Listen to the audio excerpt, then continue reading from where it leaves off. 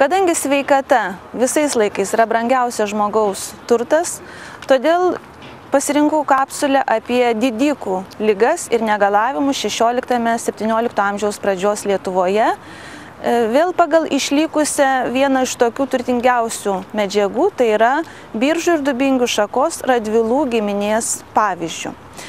Na ir ką pavyko nustatyti, kad didikai iš tikrųjų labai puikiai suprato sveikatos vertę ir stengiasi būti sveiki, o neduok Dieve susirgdavo, tai kaip rašė laiške Mikalojus Radvila Rudasis, geriau iš karto mirti, nei kad ilgai gydytis. Matyt, tuo norėjo pasakyti, kad tiek gydymas ne tiek, kad buvo jiems brangus, kiek iš tikrųjų sudėtingas, o pagal to meto medicinos galimybės ne visuomet sėkmingas, netgi kartais, o netgi ir labai dažnai pagreitinęs mirti, nei kad nešęs pagerėjimus.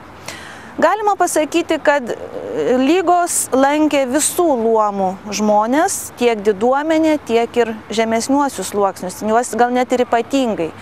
Tačiau buvo tokių skirtumų, jog tarkim diduomenė praktiškai nekentėjo nuo tokių epideminių lygų.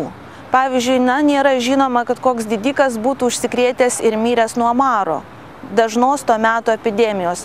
Jie, kaip ir valdovai, sugebėdavo nuo to apsisaugoti, vykdami į kitus savo dvarus, nieko neišleisdami iš tos teritorijos, sudarydami tokias labai stiprias karantino sąlygas.